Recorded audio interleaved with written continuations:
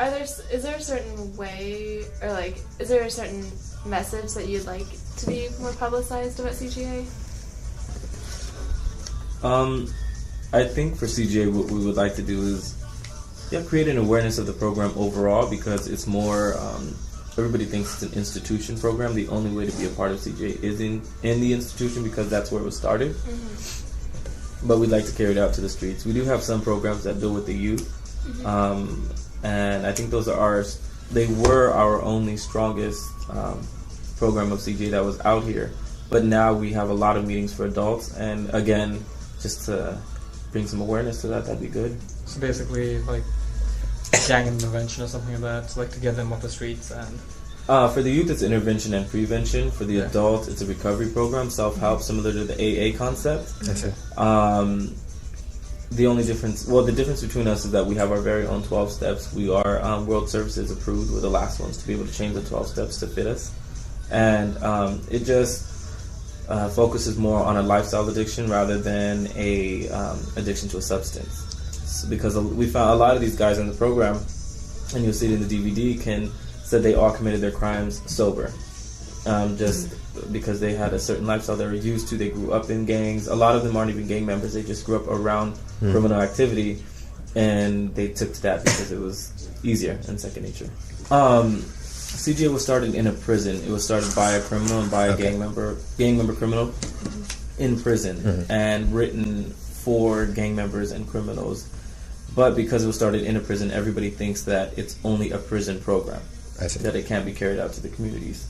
It has been, but a lot of people are still under the wrong impression. How wide, is it only in LA County, or how widespread is? No, we just expanded to Chicago and New York, and all in between, little places. And then Indonesia, I'm actually going to go out there in April. They have, they've integrated CGA programming into all of their recovery homes in 9 of their countries. Or, there would be states, I don't know. But and we're in Switzerland, England, Ireland. We have a whole list. Wow, that's really how long have you guys been around? Since 95. First 96 was our first meeting though.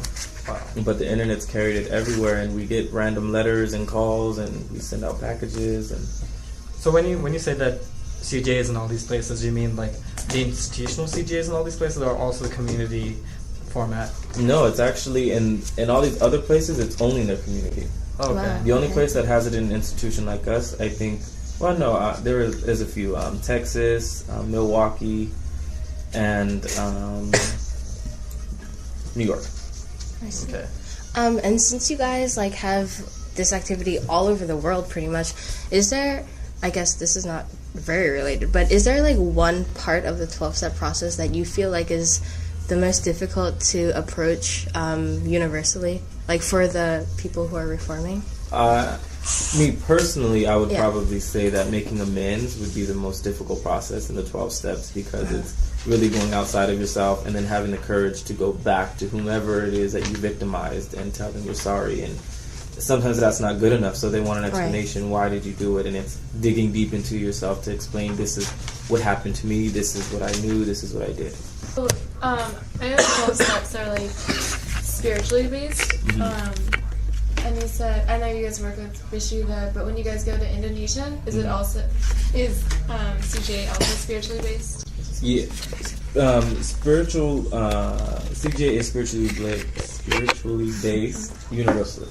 So anywhere we go, it's whatever they would choose as far as how to do their 12 steps. Because it has not one religion, some choose, in Indonesia, they have a certain prayer ritual, and so they include our CGA prayer into that ritual.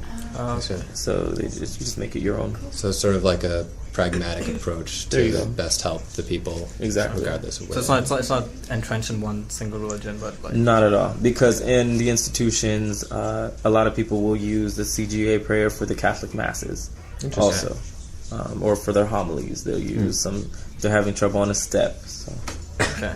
What if somebody would somebody wants to participate in the CGA program, but has a distinct like lack of faith, how would you address? Like, would you still go through the same 12 steps with them and like a lack of faith? I mean, like no religious belief in particular. Oh, that's fine. We have a lot of them. Oh, okay. Yeah, okay. yeah. So it's still like, the same 12 the prayer steps. is not like an integral part of the. Not at all.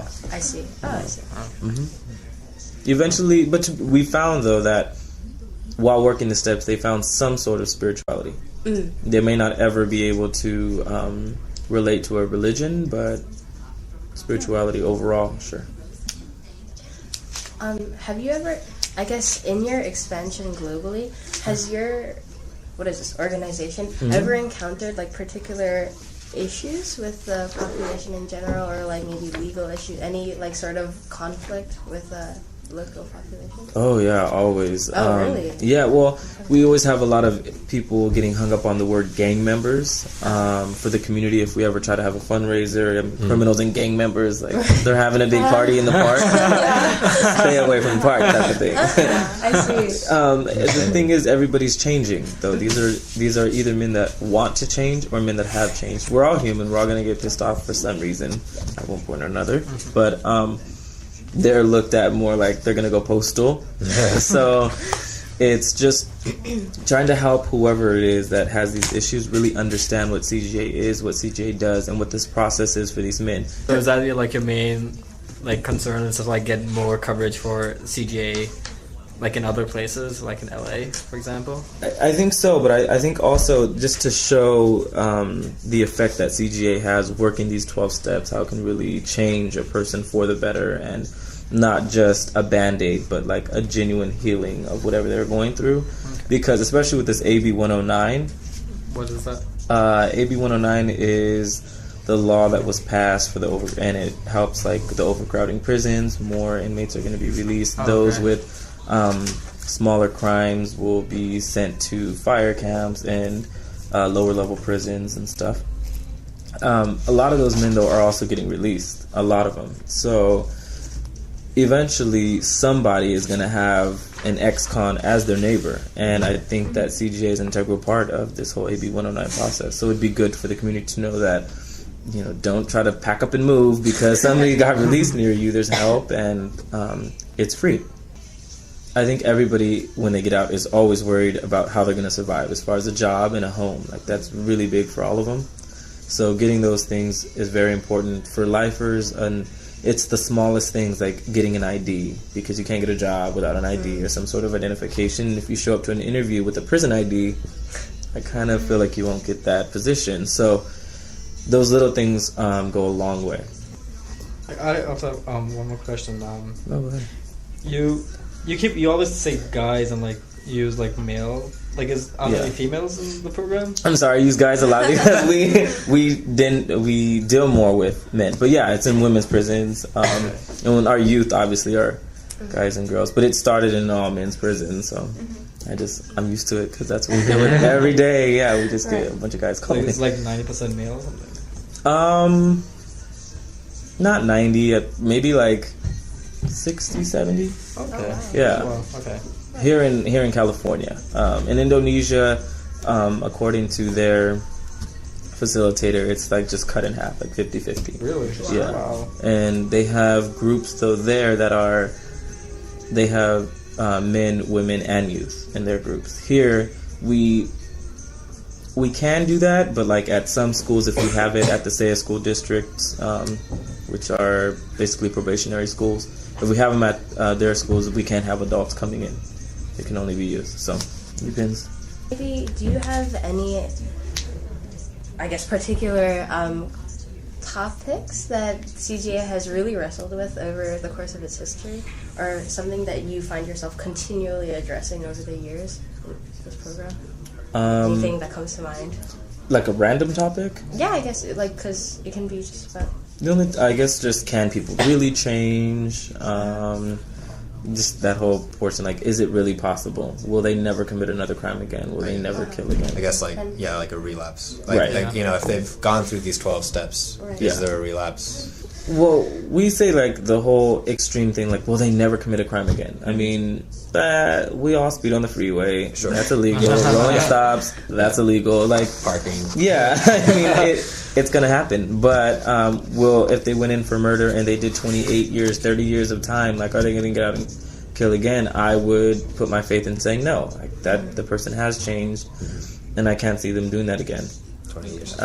Right, and just to think they've worked on so much recovery, and not only our program, but AA, NA, retreats, Kairos, whatever they have available. A lot of these men take advantage of it, even if they're only serving a few years. 7 years is a few compared to what a lot of the sentences are, or 3 years. CGA works, and not only CGA, but there are so many programs that are really good for these guys to help them change so they don't get out and commit crimes again.